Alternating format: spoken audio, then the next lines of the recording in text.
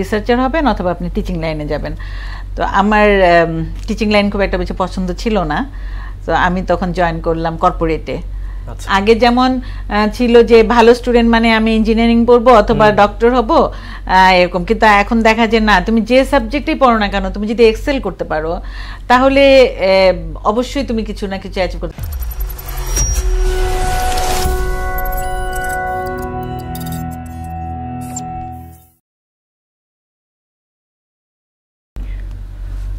আসসালামু আলাইকুম সবাইকে, টেক্সপায়ার পডকাস্টের নতুন একটা এপিসোডে সবাইকে স্বাগতম জানাচ্ছি। আমাদের সার্বিক সহযোগিতা রয়েছে মোনা টিভি এবং NVLTS। সো আজকে আমাদের সাথে আছেন international and scholarship department head of BRAC university Ishrat Shirin madam. So madam আসসালামু আলাইকুম। প্রথমত অনেক ধন্যবাদ আপনাকে শোতে আসার জন্য। ধন্যবাদ তোমাকেও, ধন্যবাদ মোনা টিভিকেও আমাকে আনার জন্য। জি, আপনি আপনার ক্যারিয়ার লাইফে অ্যাকচুয়ালি আপনি অনেক জায়গায় কাজ করেছেন, ইটস ভেরি বিগ, এবং আপনি এত জায়গায় যে কাজ করেছেন আসলে এই কাজগুলোর শুরুটা কোথায়, মানে আপনার ক্যারিয়ার লাইফের শুরুটা আসলে কোথা থেকে হয়? বেক্সিমকো ফার্মা থেকে।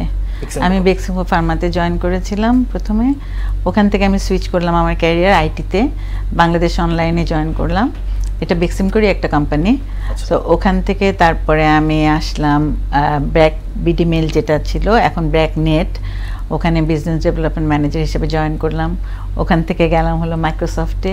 মাইক্রোসফট সিঙ্গাপুরের সাথে স্কোয়ার কোম্পানির একটা এগ্রিমেন্ট ছিল, সো আমরা মার্কেট ডেভেলপমেন্ট পার্টনার ছিলাম মাইক্রোসফট। সো আমি ওটা সিও হিসেবে জয়েন করলাম। দেন কিছু দিয়ে ওখানে ওদের সাথে এগ্রিমেন্টটা ছিল 3 ইয়ার্সের পরে তারপর আমরা কিছুদিন কন্টিনিউ করলাম এসএপির সাথে কাজ করব বলে, বাট তারপর আমি চলে গিয়েছিলাম একটু বাইরে, এসে তারপরে টোটালি একটা ডিফারেন্ট একটা সেক্টরে জয়েন করলাম, ইউনিভার্সিটি সেক্টর। সো হ্যাঁ, এটাই আমার ক্যারিয়ার জীবন। আমার আসলে পড়ালেখাটা অনেক ডাইভার্স, আমার ক্যারিয়ার লাইফটা অনেক ডাইভার্স। মানে আপনি যেখানে আর কি বেটার ফিল করেছেন আপনি সেইভাবে কাজ করেছেন। হ্যাঁ, হয়তোবা আমি তো পড়েছিলাম, আমার সাবজেক্ট ছিল chemistry, organic chemistry honours masters ছিলাম। সো ওই সময়টা যেটা হতো, আমাদের সময় তো আপনার এগুলো বেসিক সাবজেক্ট, সো এগুলো মানে হলো যে হয় আপনি রিসার্চার হবেন অথবা আপনি টিচিং লাইনে যাবেন। তো আমার টিচিং লাইন খুব একটা বেশি পছন্দ ছিল না, তো আমি তখন জয়েন করলাম কর্পোরেটে। আচ্ছা, সো সেই হিসেবে বেক্সিমকোতে জয়েন করলাম। ভাবিনি যে এতদিন চাকরি করব বা এতগুলো সেক্টরে চাকরি করব, বাট সামহাও মনে হয় যে আসলে শিক্ষা লার্নিং প্রসেসেই চলছি, এখনও লার্নিং প্রসেসেই আছি, নতুন নতুন জিনিস, এই জন্য আসলে লাইফটা মনোটোনাস লাগছে না, ভালোই লাগছে আর কি। শিখছি, নতুন নতুন জায়গায় যে নতুন নতুন শিখছি, নতুনভাবে পড়ালেখা করছি। মানে এখনো আপনার আরো আগানোর ইচ্ছা আছে, মানে আপাতত স্টপের কোনো ওয়ে নেই, মানে you want to still go on? Of course, যতদিন বেঁচে থাকবো ততদিনই আসলে আমার মনে হয় যে লার্নিং প্রসেসটা থাকতে হবে, আদারওয়াইজ আপনি এক জায়গায় স্ট্যাকড হয়ে যাবেন, আপনি আর আগাতে পারবেন না। এত চেঞ্জ, পৃথিবীতে এত চেঞ্জ হচ্ছে, টেকনিক্যালি বলেন, মানুষের লাইফস্টাইল বলেন, সো ওখানে যদি ভালো থাকতে হয় ওগুলোর সাথে তো পেস রক্ষা করতেই হবে। হ্যাঁ, অবভিয়াসলি। আচ্ছা, এত ভ্যাস্ট একটা ক্যারিয়ার লাইফ ছিল আপনার, সো ডেফিনেটলি এমনি তো ডেফিনেটলি সব কিছু হয় না। সো আপনি এখানে কি কি স্ট্রাগল ফেস করেছেন মানে এই কাজগুলো করতে গিয়ে? সত্যি কথা বলতে প্রত্যেকটাতেই স্ট্রাগল ফেস করেছি, বিকজ প্রত্যেকটা জিনিসই নতুন নতুন ছিল, বাট সামহাও হয়তো বা আমি হয়তো ক্যাচ করতে পারি তাড়াতাড়ি। যেমন আমি যখন আইটিতে চেঞ্জ করলাম তখন আমি ডিপ্লোমা করলাম আইটিতে, 1 বছরে একটা ডিপ্লোমা কোর্স করলাম, বিকজ আমাকে তো জানতে হবে সফটওয়্যার কি, হার্ডওয়্যার কি, এটাতে কেমিস্ট্রি তো এগুলো শিখিনি। তো তারপরে কাজের ক্ষেত্রে অনেক রকমের আমার হয়েছে, আপনার ট্রেনিং হয়েছে, বিভিন্ন রকমের ট্রেনিং হয়েছে, সেখান থেকে কিছু শিখেছি। তারপরে করলাম এমবিএতে আমার হিউম্যান রিসোর্স ছিল, আমার মেজর HR। আবার যখন ব্র্যাকে আসলাম তখন আবার শিখলাম যে কিভাবে স্টুডেন্টদের সাথে ডিল করতে হবে, স্টুডেন্টদের সাথে কথা বলতে হবে, এই সব কিছু মিলিয়ে আর কি। স্ট্রাগল ওরকমভাবে করতে হয়নি, হয়তো বা quick learner, I don't know, আমার মনে হয় যে, কিন্তু আমি এনজয় করি, নতুন কিছু শিখতে আমি আসলে এনজয় করি। যেমন আমার এই ব্র্যাকেও আমি অনেক কিছু শিখে যাচ্ছি, যে একই রকম কাজ না, বিভিন্ন রকমের, আপনি জানেন যে এখন তো অনেক রকমের কোলাবোরেশন হয় বাইরের ইউনিভার্সিটিগুলোর সাথে, তারপরে আপনার এক্সচেঞ্জ প্রোগ্রাম হয়, স্টুডেন্টদের শর্ট টার্ম এক্সচেঞ্জ হয়, সামার স্কুল হয়, এইগুলো যেমন শিখছি। হ্যাঁ, আর বাইরের ইউনিভার্সিটিদের সাথে কাজ করে বেস্ট প্র্যাকটিসটা আমরা চেষ্টা করি এখানে সেটা করবার জন্য।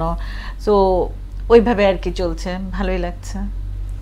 আচ্ছা, সো কুইক লার্নিং এর ব্যাপারটা যে বললেন, এটা কি আসলে আপনার মতে কমপ্লিটলি ন্যাচারাল, নাকি এটা আসলে একটা মানুষ চেষ্টা করে গেইন করতে পারে? না না, ন্যাচারাল তো কিছুটা তো থাকতেই হবে, প্লাস আপনার ইচ্ছাটা থাকতে হবে। অনেক সময় যে আমরা নতুন টেকনোলজিটা আমরা নিতে চাই না, বা আমরা আমাদের যে লাইফস্টাইলটা চেঞ্জ করতে চাই না, জবের সেক্টরটা চেঞ্জ করতে চাই না, এই ইচ্ছাটা থাকতে হবে যে হ্যাঁ আমাকে আগাতে হবে, আমাকে এটা শিখতে হবে, নতুন নতুন প্রজন্ম আসছে তাদের সাথে আমাকে ম্যাচ করতে হবে।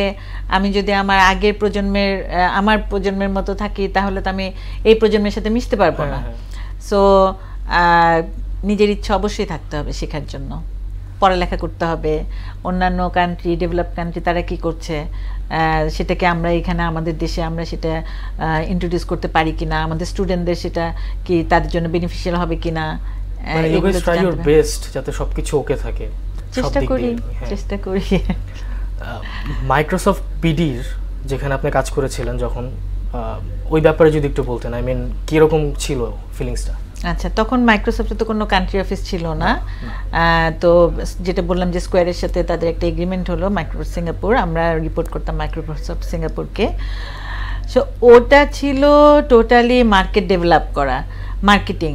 সো আমাদের তখন ছিল আপনার রিসেলার ছিল 2জন, ডিস্ট্রিবিউটর ছিল 2জন, আর রিসেলার ছিল কিছু এনলিস্টেড রিসেলার। সো তো আর ওই সময়টা তো আপনার অনেক জানেন যে মাইক্রোসফটের সবাই আপনার ওই কপি সফটওয়্যার ইউজ করতো।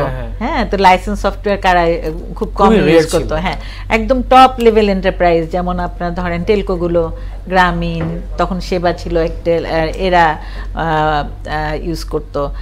তো ওই সময়টাতে মোটামুটি আমাদেরকে কনভিন্স করতে তো একটু সময় লেগেছে মার্কেটে করতে। আমাদের কাজ শুরু করার 10 মান্থস পরে আপনার মাইক্রোসফট কান্ট্রি অফিস হলো, তাদের 3জন রিপ্রেজেন্টেটিভ নিয়ে। তখন কান্ট্রি হেড ছিলেন ফিরোজ মাহমুদ, উনি ছিলেন। সো মাইক্রোসফটে ওই সময়টা খুবই চ্যালেঞ্জিং ছিল, অ্যাট দ্য সেম টাইম খুব ভাল লাগতো। আমার টিমে ছিলেন 11 জন, তো আমাদের টার্গেট দেয়া হতো, তো ওই ডিস্ট্রিবিউটরদের সাথে রিসেলারদেরকে মোটিভেট করা, বিভিন্ন ইভেন্ট করা, মার্কেটিংটা আসলে টোটালি বলতে পারেন যে ওখান থেকেই শিখেছি। মাল্টিন্যাশনাল কোম্পানিগুলোতে তো আপনি জানেন যে এখানে একদম করা থাকে, রুটিন করা থাকে, কি কি কাজ করতে হবে, কতজন আমার টার্গেট, কতজন আমার যদি টার্গেট থাকে 10টা, আমার পাইপলাইনে আনতে হবে 25টা। সো ওগুলোই আর কি শিখেছি ওখান থেকে। আর আপনার একটা নেটওয়ার্ক, মাইক্রোসফটের যারা থাকতেন ওখানে বেস্ট প্র্যাকটিস, অন্যান্য কান্ট্রিতে মাইক্রোসফট কীভাবে সেল হচ্ছে সেগুলো, এডুকেশন ইয়েগুলোতে কীভাবে মাইক্রোসফটের আপনার কারিকুলাম দেওয়া হবে, যদি পারা যায় সেটার জন্য চেষ্টা করা হতো, গভর্নমেন্ট লেভেলে কাজ করা, এই কাজগুলো করেছি আর কি তখন। আচ্ছা, সো আমি নিজেও একটা student, but as a student আমি পার্সোনালি যেটা ফেস করেছি আর কি অ্যাডমিশন ফেসে, যে কোন সাবজেক্ট নিয়ে আসলে পড়বো। সো আপনার মতো আসলে একটা স্টুডেন্টকে কিভাবে চুজ করা উচিত তার নিজের সাবজেক্টটা, বিকজ এটার উপর আসলে তার লাইফ অনেকটা ডিপেন্ড করে।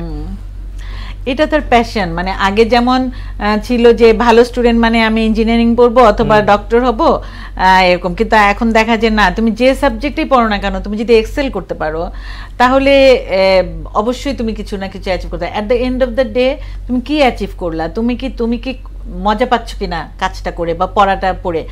যার জন্য ব্র্যাক ইউনিভার্সিটিতে কিন্তু আপনার অপশন আছে এখন, যেমন যেহেতু এটা liberal arts system, open credit system. So ধরেন আপনি 1 সেমিস্টার বা 2 সেমিস্টার আপনি একটা সাবজেক্টে পড়লেন, দেন ইউ ফিল লাইক যে না এই সাবজেক্ট আসলে আমার জন্য না, আমার ভালো লাগছে না, তখন কিন্তু আপনি চেঞ্জ করতে পারবেন, সাবজেক্ট চেঞ্জ করতে পারবেন।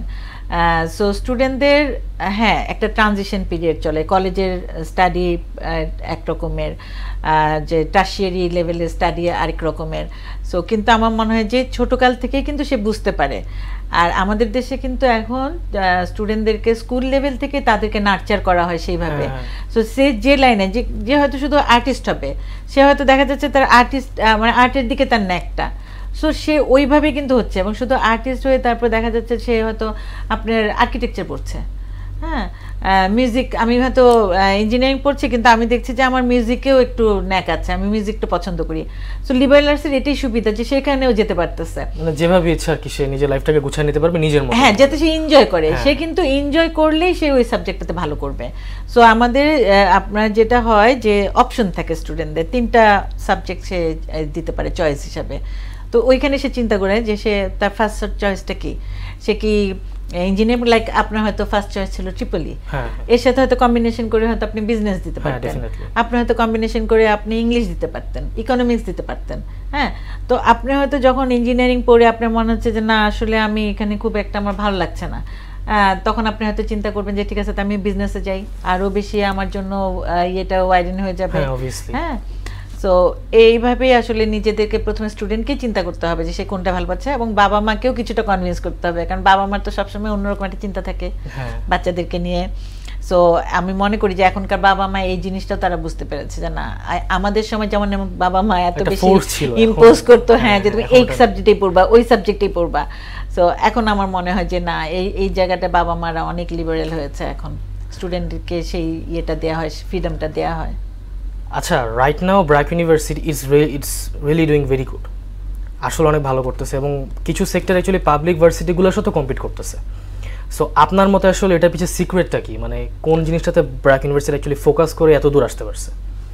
ব্র্যাক ইউনিভার্সিটিকে আমরা বলে থাকি যে এটা একটা স্টুডেন্ট সেন্ট্রিক ইউনিভার্সিটি। সো স্টুডেন্টকে যে শুধু পড়ালেখাই করতে হবে তা না, স্টুডেন্টদেরকে কিন্তু বিভিন্নভাবে নার্চার করা হয়। তাদের যেটা, যেমন আমাদের রোবোটিক ক্লাব আছে, আমাদের বিজবি ক্লাব আছে, আমাদের এন্টারপ্রেনার ডেভেলপমেন্ট ইয়ে আছে, ক্লাব আছে। সো এগুলিতে কিন্তু স্টুডেন্টরা যখন তাদের এঙ্গেজড হয় তারা কিন্তু অনেক কিছু শিখে, হ্যাঁ, যে তাদের মধ্যে লিডারশিপটা গ্রো করে। এছাড়াও আমাদের একটা ইয়ে আছে, রেসিডেন্সিয়াল ক্যাম্পাস আছে, যেখানে ব্যাচেলার্স ডিগ্রি যারা পড়ে তাদেরকে ম্যান্ডেটরি 1 সেমিস্টার ওখানে পড়তে হয়। তো ওখানে কিন্তু তাদেরকে এথিক্স শেখানো হয়, এথিক্স, বাংলাদেশ স্টাডিজ। বাংলাদেশ সম্বন্ধে যদি না জানে তাহলে কমিউনিটিকে কীভাবে তারা সার্ভ করবে, বাংলাদেশের প্রবলেমকে যদি না জানে ওই প্রবলেমগুলোকে কীভাবে তারা দেখবে।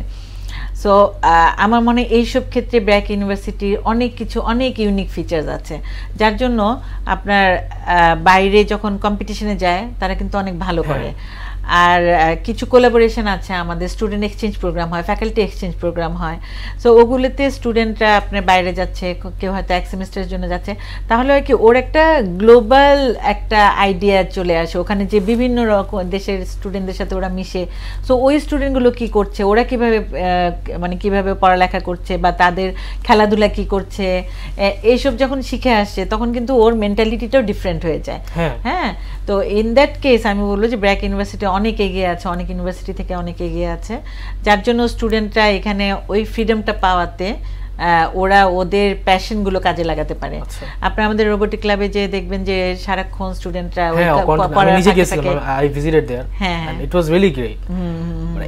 মানে টিচার্স এন্ড স্টুডেন্টসরা একসাথে কাজ করে, যেটা অ্যাকচুয়ালি অনেক ইউনিক। হ্যাঁ, ফ্যাকাল্টি কনসালটেশন টাইম আছে। সো এইগুলি আমার মনে হয় যে স্টুডেন্টদেরকে অনেক হেল্প করে ভালো করার জন্য। আচ্ছা, সো যেহেতু ব্র্যাক ইউনিভার্সিটির কথা বলতেছি, আপনি স্কলারশিপ ডিপার্টমেন্টে আছেন। সো অ্যাকচুয়ালি স্কলারশিপ দেওয়ার সময় আপনি একটা স্টুডেন্টের ভিতরে বা একটা ক্যান্ডিডেটের ভিতরে কি দেখেন? প্রথমত তো মেরিটটা অবশ্যই দেখা হয়, তার মেরিট।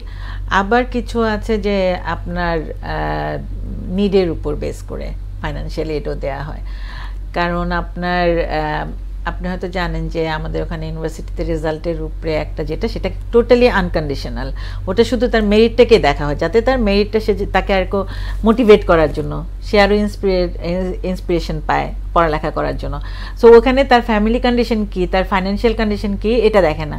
তার রেজাল্ট ভালো হলে একটা সার্টেন একটা সিজিপিএ সে যদি মেনটেন করতে পারে, সে আপনার ওই পার্শিয়াল থেকে full scholarship tuition fee waiver পায়।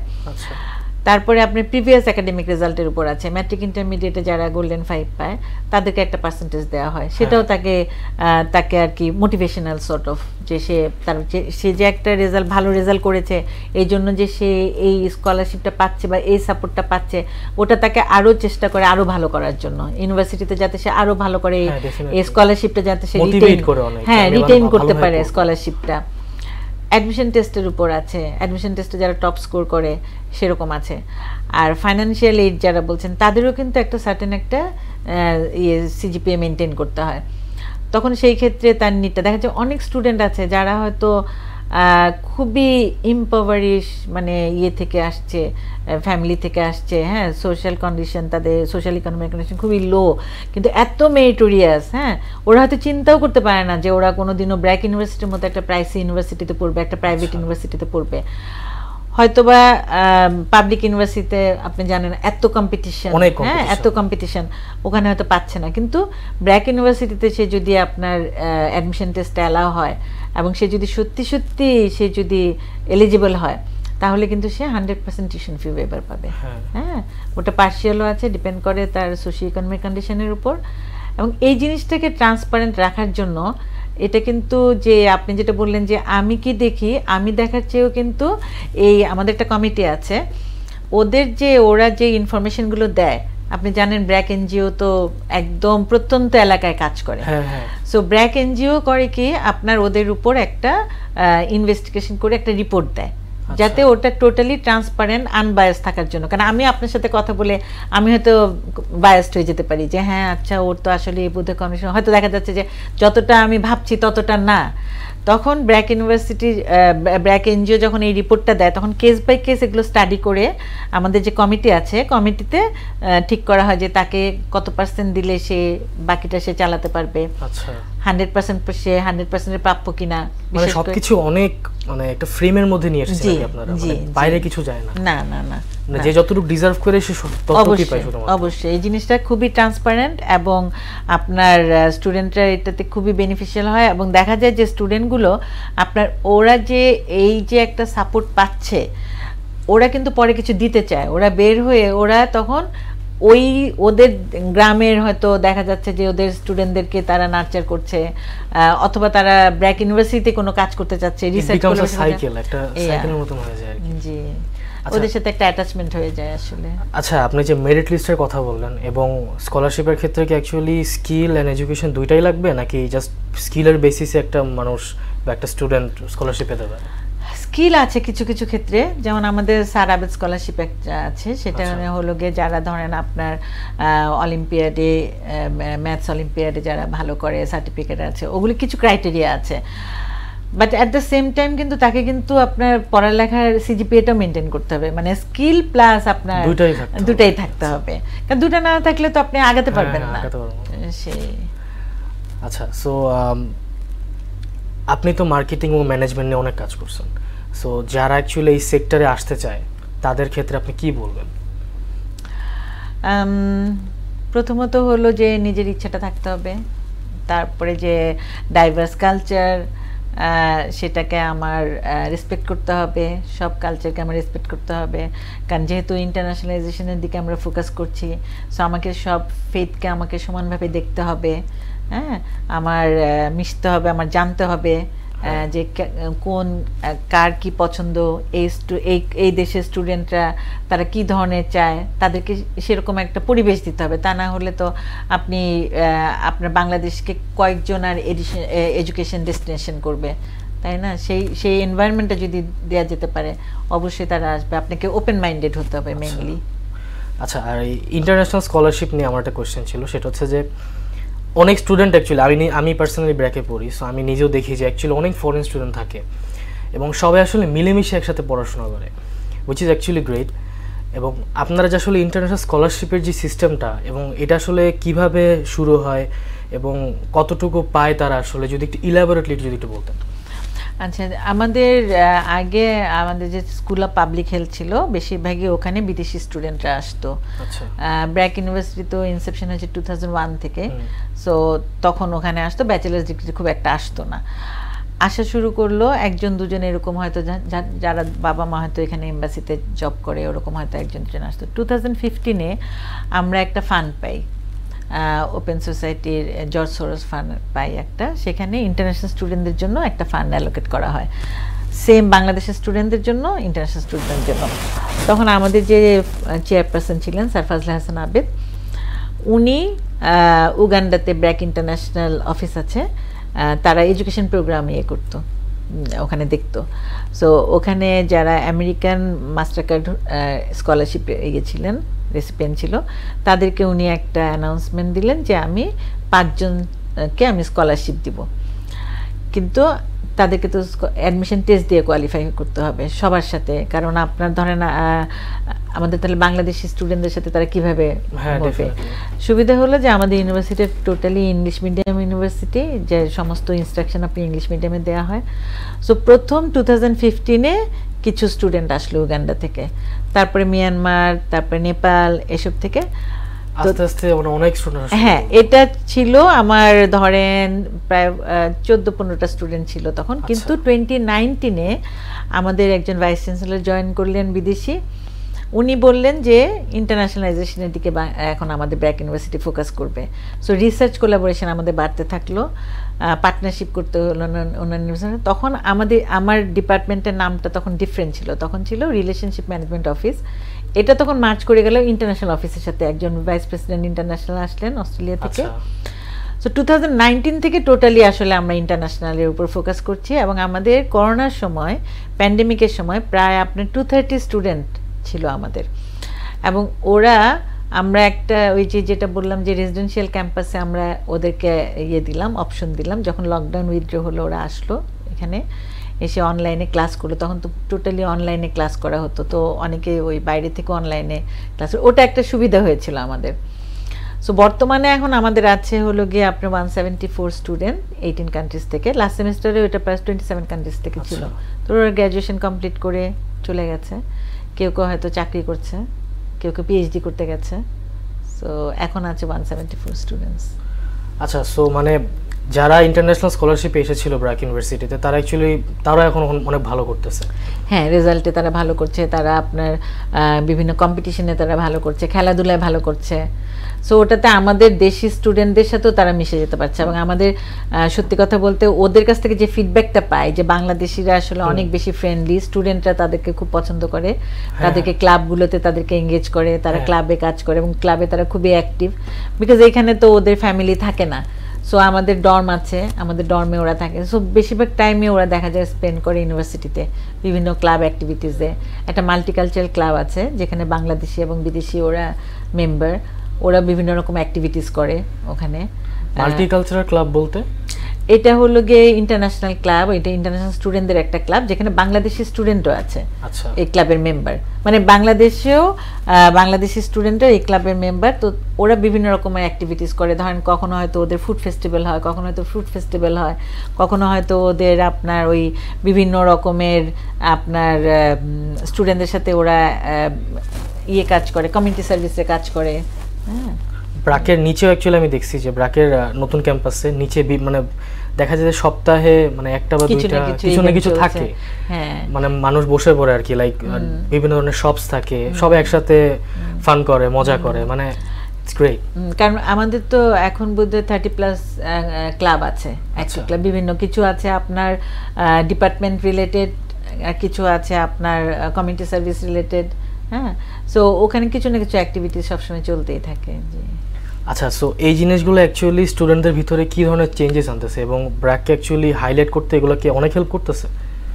স্টুডেন্টদের ভিতরে একটা ক্লাব অ্যাক্টিভিটিসে হয় কি যে আপনার এই যে ওদের মধ্যে একটা বন্ডিং সৃষ্টি হয়, ওদের মধ্যে একটা যে ফ্রেন্ডলিনেস ওরা জানতে পারে, প্লাস লিডারশিপটা গ্রো করে। কারণ বিভিন্ন রকমের ওই ক্লাব অ্যাক্টিভিটিসে ওদের রোল থাকে, সো ওই রোলে ডিসিশন মেকিংয়ের রোল থাকে। এই ডিসিশন মেকিংয়েও কিন্তু ওদেরকে অনেক হেল্প করে।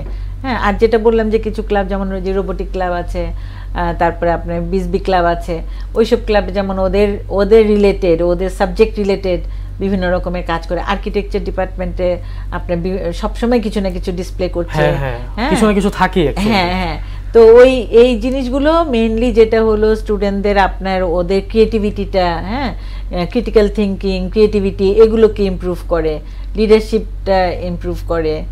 এই ইউনিক আইডিয়াটা আসলে আসলো কিভাবে?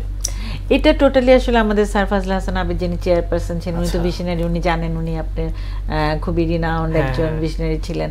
সো উনি এগুলো আসলে তখন চিন্তা করেছে। আমি তো তখন এতটা ডিটেলস জানি না, তবে যেটা জানি যে উনি চিন্তা করেছে যে একজন স্টুডেন্টের ভিতরে ও হলো গিয়ে ভবিষ্যৎ লিডার বাংলাদেশে, ও তো দেখবে এখানকার বাংলাদেশের প্রবলেমগুলো, তখন তো আরও অনেক প্রবলেম ছিল। সো এই জিনিসগুলো তো ও যদি নিজে না জানে তাহলে কিভাবে ও এগুলো করবে, অ্যাটেন্ড করবে।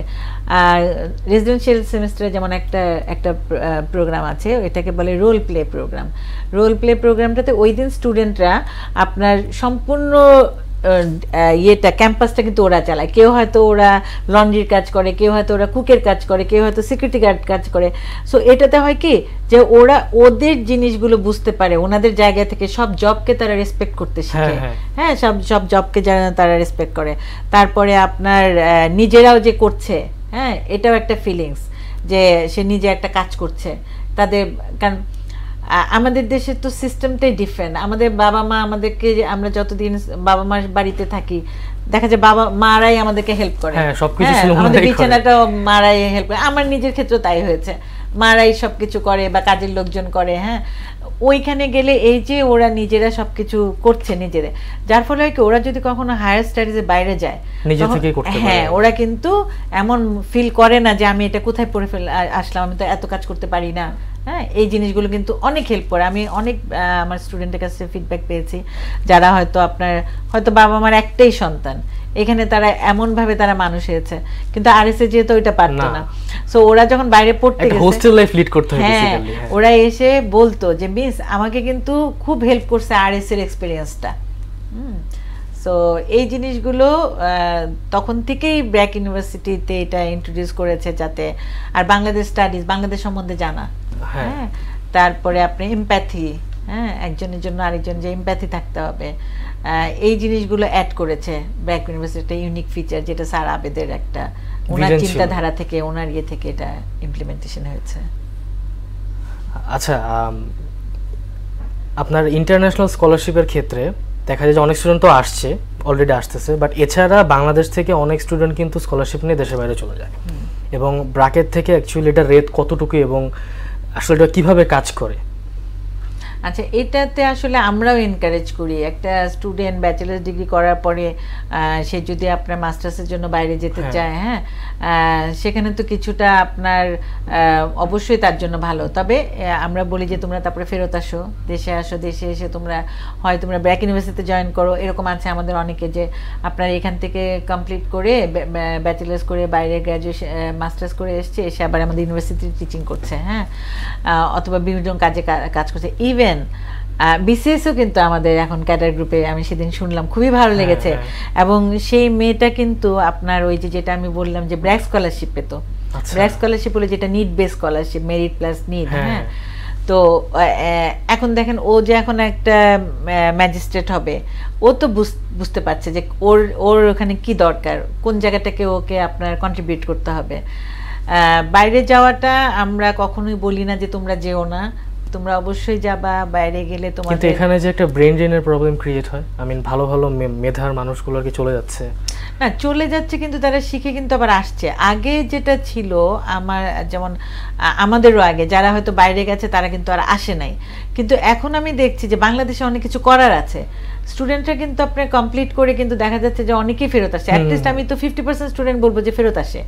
তারা ফেরত এসে তারা বিভিন্ন সেক্টরে কাজ করে, হয়তো বা তারা নিজেরা বিজনেস করছে বা তারা আইটিতে কাজ করছে। কেন এখন যেহেতু বাংলাদেশে এখন অনেক কাজ হচ্ছে, ব্র্যাকের ফ্যাকাল্টিদের মধ্যে অনেককে দেখা যায় তারা ব্র্যাক থেকে পড়ে ফরেন থেকে কোন একটা ভালো একটা ডিগ্রি নিয়ে দেন আবার এসে ব্র্যাকে জয়েন করতে। সেটাই বলছি, এটা হিউজ একটা সেটাই বলছি যে ওই একটা তার মানে কি, তার মানে ফ্যাকাল্টি এন্ড স্টুডেন্ট এদের মধ্যে একটা বন্ডিং সৃষ্টি হয়। হ্যাঁ, তারা বুঝে যে না ঠিক আছে, আমি ফেরত গেলে আমি দেশে কিছু দিতে পারবো। আমাকে যে ব্র্যাক যে সুযোগটা দিয়েছে, আমি যা শিখেছি এবং আমি যা শিখে গেলাম, আমি আমার দেশকে যে কিছু কন্ট্রিবিউট করতে পারবো। সো আমার মনে হয় যে এটা একটা ভালোই আমি মনে করি, ব্র্যাক এনকারেজ করে আর কি। অবশ্যই, কারণ এখনকার গ্লোবালাইজেশনে চলতে হলে আপনাকে তো অবশ্যই বাইরের সম্বন্ধেও জানতে হবে, বাইরে ডেভেলপ কান্ট্রিগুলো কি করছে, ওখানে তো আপনি কম্পিট করতে হবে। ওটা না জেনে আসলে তো আপনি আপনার দেশে কিভাবে আপনি ইমপ্লিমেন্ট করবেন, কিভাবে আপনার দেশকে উন্নতি করবেন। আচ্ছা, ব্র্যাকের অ্যালামনি অনেক স্ট্রং, এটা অনেকের মুখে আমি শুনেছি। তো অ্যালামনি একটা স্টুডেন্টের লাইফে আসলে কতটুকু ইম্পর্টেন্ট, একটা ভার্সিটির অ্যালামনি, এটা যদি একটু এক্সপ্লেইন করতেন। এটা তো অবশ্যই মানে একটা ইম্পর্টেন্স আছে। আমাদের যদিও আমরা বলি যে আমাদের মানে অ্যালামনিটা নতুন, ওরা আপনার যেহেতু ব্র্যাক মাত্র 2001 থেকে শুরু হয়েছে, সো এখন ওরা ধরেন আপনার টপ লেভেলে হয়তো পুরোপুরি না গেলে হয়তো আপার মিড লেভেলে কাজ করছে। হ্যাঁ, যারা বিজনেস করছে বিজনেস অনেক ভালো করছে, আমি কিছু স্টুডেন্টদেরকে জানি যারা স্টুডেন্ট বিজনেস অনেক ভালো করছে। অ্যালামনাইদের তো অনেক কিছু দেবার আছে। এই যে যারা আপনার এখন বের হবে তাদের প্লেসমেন্টের জন্য, তাদেরকে গাইড করার জন্য আমি মনে করি যে অ্যালামনাইদের অনেক সুযোগ আছে। বাইরেও আপনি দেখবেন যে অ্যালামনাইরা সাধারণত একটা ইউনিভার্সিটিতে কিন্তু অনেক অ্যালামনাইয়ের নামে দেখবেন একটা লাইব্রেরি আছে, তারা একটা ডেভেলপমেন্টের জন্য তারা কন্ট্রিবিউট করেছে। হ্যাঁ, তারা স্কলারশিপ স্পন্সর করে। হ্যাঁ, তো আমাদেরও করে, আমাদের স্টুডেন্টরাও বেশ আসে, দেখি আমি অনেক অ্যালামনাইরাই স্টুডেন্টদের সাথে অনেক কানেক্টেড আছে।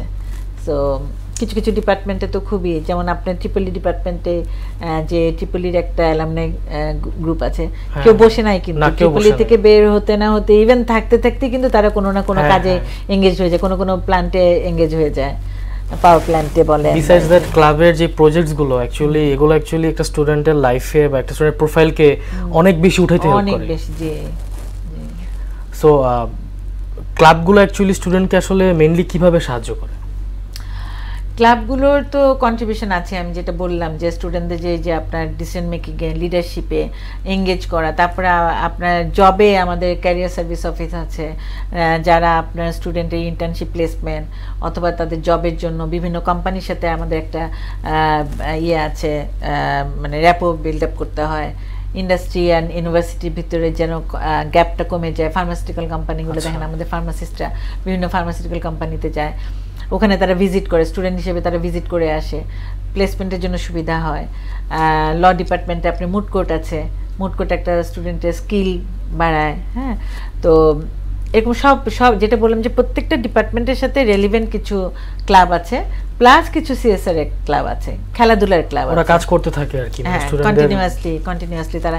এবং প্রত্যেকটা ক্লাবের সাথে কিন্তু আপনার একজন একাডেমিক অ্যাডভাইজার থাকে।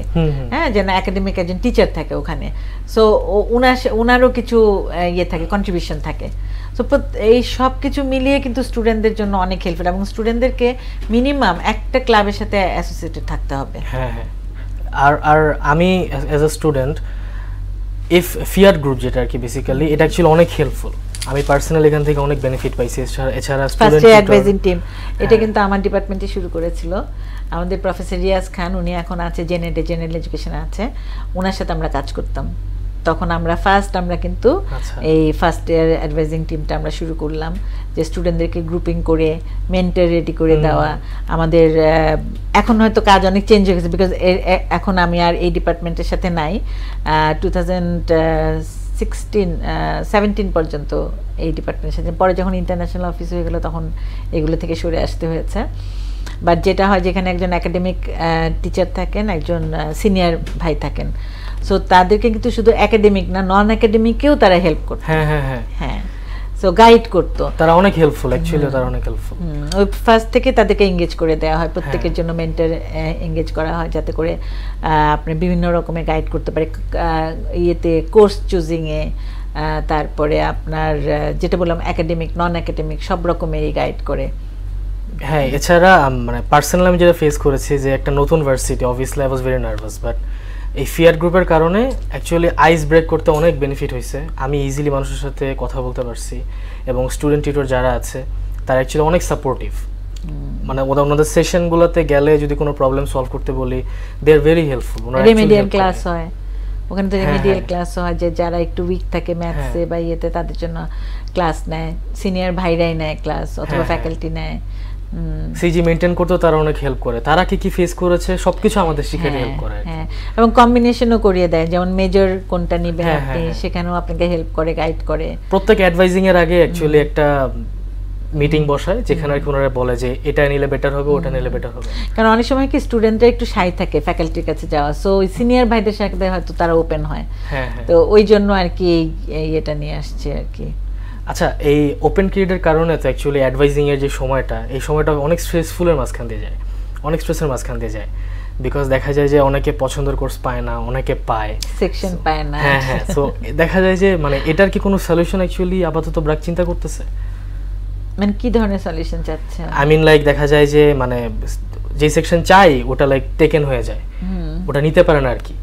সো এই ব্যাপারে মানে ব্র্যাক কি করতে? ওটা আসলে হয়েছে কি যে আমাদের তো আসলে নাম্বার অফ স্টুডেন্ট অনেক বেশি। আপনি বাইরে যেমন ধরেন একটা ইউনিভার্সিটিতে একটা ক্লাসের আপনার টিচার স্টুডেন্ট রেশিও থাকে 1:14 বা 1:10 এরকম, কিন্তু আমরা তো সেটা মেনটেন করতে পারি না। সো আমাদের নাম্বার অফ স্টুডেন্ট অনেক বেশি। তারপরে আমার যদি সাইজ আবার ক্লাস সাইজ অনেক বড় হয়ে যায় তখন কিন্তু আবার স্টুডেন্টটা কিন্তু টিচারের কাছ থেকে ওই সাপোর্টটা পাবে না। হ্যাঁ, তো ওই সাইজটা মেনটেন করা আমাদের বোধহয় এখন বোধহয় 40, কোনো ইয়েতে 40 আছে, কোনোটাতে 30 আছে, মানে টিচার স্টুডেন্ট রেশিওটা। সো আমার মনে হয় যে এটা আসলে ওইভাবেই মেনটেন করতে হবে, না হলে তো আপনার একটা ক্লাসে যদি 100 স্টুডেন্ট থাকে, 100 স্টুডেন্টের সাথে কিন্তু টিচারের ধরেন আই কন্ট্যাক্টও হবে না। হ্যাঁ, সো ওইটাতে স্টুডেন্টের বেনিফিটেডই হয়। আর সেকশন এটা ডিপেন্ড করে স্টুডেন্ট কিভাবে ফ্যাকাল্টিকে নিচ্ছে বা ফ্যাকাল্টি কতটুকু দিতে পারছে।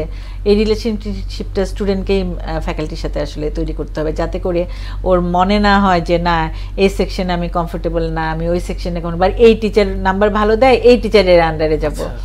সো আমি মনে করি যে এটা স্টুডেন্টরাই আসলে এটাকে, ফ্যাকাল্টিরা মোস্ট প্রবাবলি বায়াসডই থাকে, বাট এক এক স্টুডেন্টের সাথে অ্যাকচুয়ালি ওনার মানে they try their best to be normal আর কি। তারা চেষ্টা করেন সব সময় যেটা যেটা ডিজার্ভ করে শুধুমাত্র সেটা থাকেন। জি হ্যাঁ, আনবায়াস থাকে।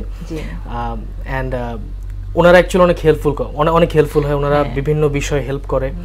Till now rude behave actually তেমন কোনো ফ্যাকাল্টির কাছ থেকে আমি পার্সোনালি পাই নাই। They tried their best. না, আমরাও দেখি যে আসলে আমাদের ফ্যাকাল্টিরা অনেক ফ্রেন্ডলি এবং স্টুডেন্টদের কিছু কনসালটেশন টাইম আছে।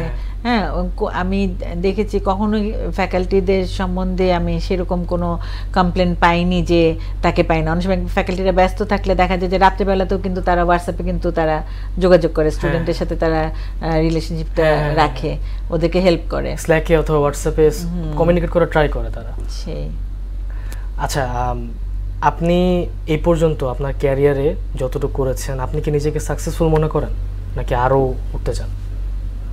না, সাকসেসফুল মনে করলে তো শেষই হয়ে গেল। আমি চাই যে আরো শিখবো, আরো দেখবো, যতদিন আছি পারি যতদিন। আচ্ছা, সো শেষ করার আগে যদি দর্শকদের উদ্দেশ্যে কিছু একটা বলতে চাইতেন।